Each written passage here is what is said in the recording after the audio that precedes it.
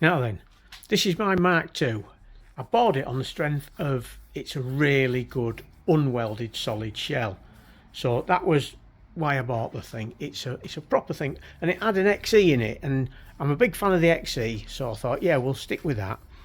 But there were a few issues with it, and main one was the lad had put the cross member in, put the engine in where he wanted it, and dropped the cross member to clear the engine, and it meant he put 35mm blocks in to lower it from the chassis, which just put it was an Escort cross member, just put the Escort cross member too low.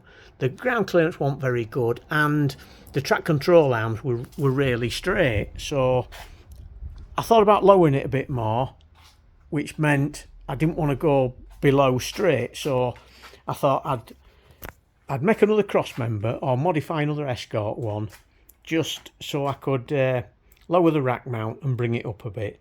And with that, I thought I'd just take the engine up a little bit as well. So this is a cross member that was on it, and Escort cross member, good cross member like, but it mounted it, you know, where the standard cross member would be. But because the Mark IIs are on a steering box, the geometry is just a little bit out now. So to put an Escort cross member and get Escort geometry, you need to set it back. So I've got this other Escort cross member I'd kicking about, and for a start I lowered the rack mounts on it just for a bit more clearance, and the top mountings I've set them back 40mm like, which is what you're supposed to do, and the bracket's going to pick up on the idler and the steering box holes like. So that's where we're at with that.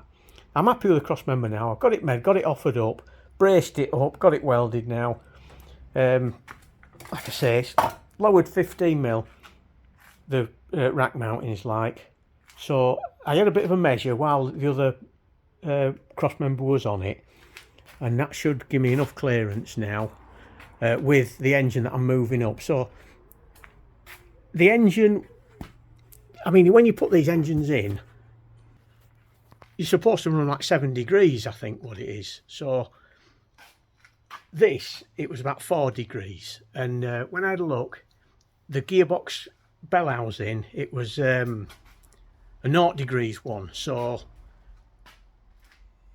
the gearbox was 4 degrees in the bloody tunnel. So I tried to square that up a bit. I did a bit of research, and I asked a few people what the score was with these XCs, and could I run it with a Manta sump 0 degrees. So the answer was yeah. Everyone's saying yeah, you can run it at 0 degrees with the Manta sump. So I'm running it at 1 degree now. I've moved it to 1 degrees with the engine mountings.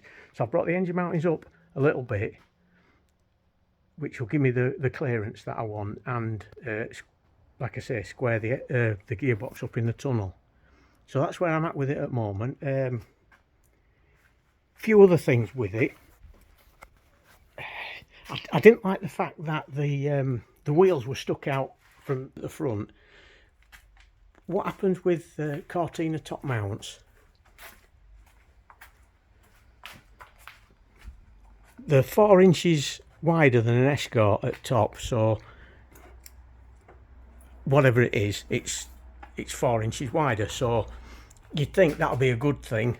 The Escort will be narrower, but it isn't, because struts are at 10 degrees and the Cortina ones are at 5 degrees. So once you move that 4 inches out on your top mounts for your Escort, then you move the bottom out 4 inches as well, 2 inches aside, it means your wheels are sticking out the arches. So I wanted to square that up and pull it in. So I'm looking at now the Retro Ford top mounts. They're the best bit of kit you can get for that. So I'm going to put them on. Track control arms, well, the ones he got on it,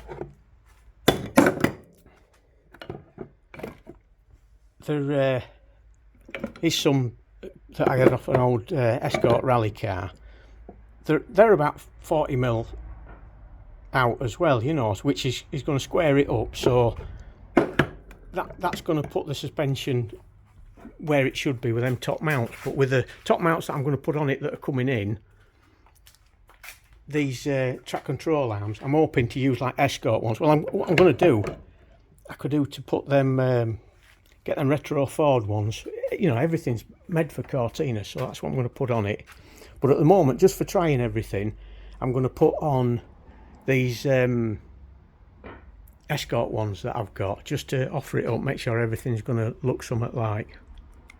But there's plenty of work to do with it, and you know, as good a shell as it is, he's just took a few shortcuts when he's been doing this bloody XE conversion. So at the moment the XE is getting rebuilt because it wanted to freshen up, which I hadn't planned on doing. So the money I was going to spend on the suspension, now spending on the motor. So it's in dribs and drabs, and as and when I can do it, I'm going to do it. But I'll just show you a bit of this shell. Like, he's lathered it in grease. It's absolutely bloody caked in grease, which has protected it and done it some good. But every time I get underneath it to work on it, I get covered in sodding grease.